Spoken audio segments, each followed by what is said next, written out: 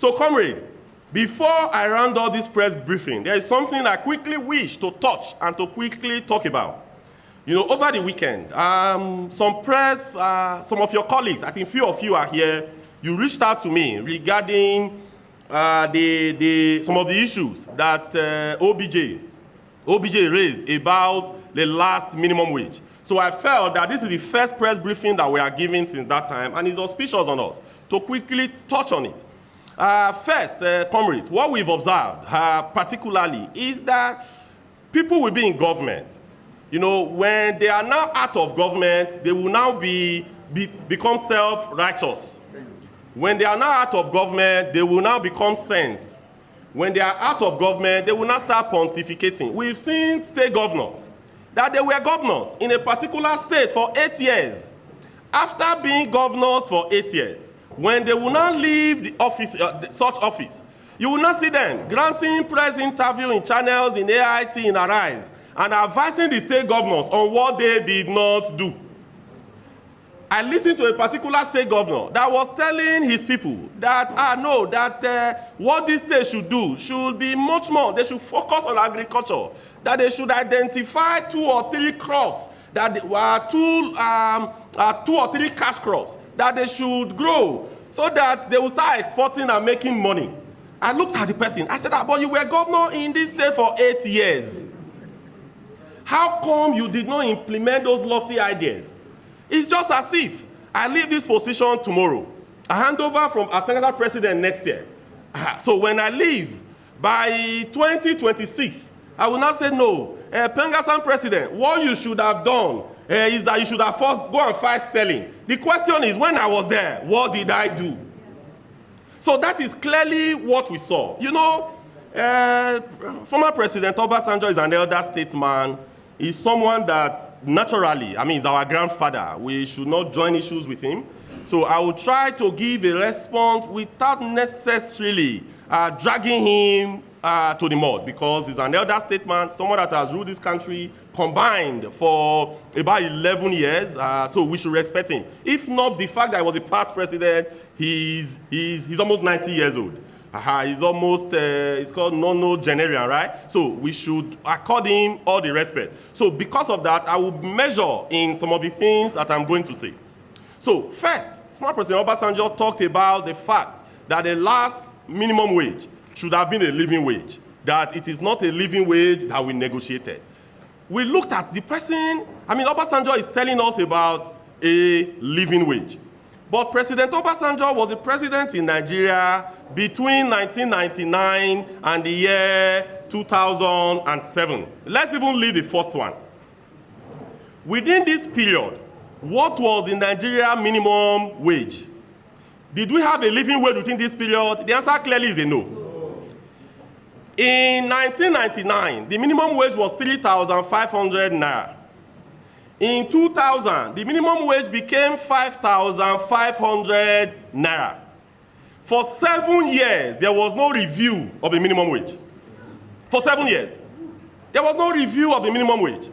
President Obasanjo handed over to Yar'Adua a minimum wage of 5,500. As at then, the exchange rate was about hovering between 120 and about 140 naira to a dollar.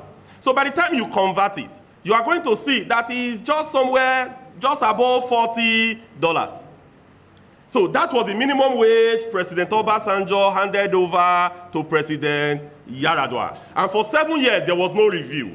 And remember that within this period, our debt was forgiven. We were not servicing our debt. What that means is that we have more money to have addressed some of these issues, but they were never done. Our debt servicing was nearly 0%. We were not spending our revenue to service debt. But at that time, our minimum wage was about $45 or thereabout.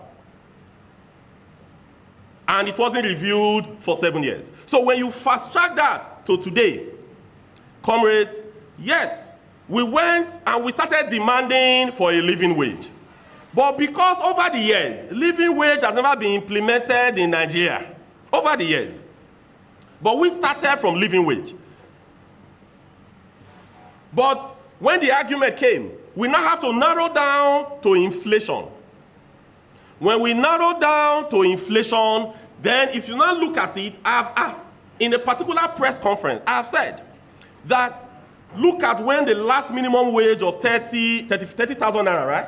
30,000 naira was passed in 2019. Take the inflation of April 2019, inflation figure as released by MBS. Apply it to the minimum wage of 30,000, you will get a value.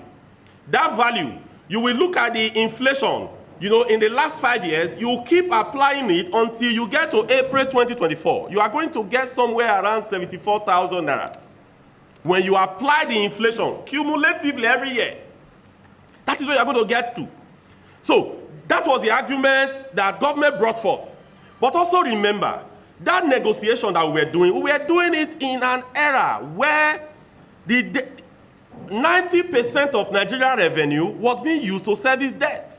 90%. So I'm doing a comparison. 0% to service debt when Obasanjo left. What was our minimum wage? How is that minimum wage then better than the minimum wage that we have today? I leave you to do that exploration further.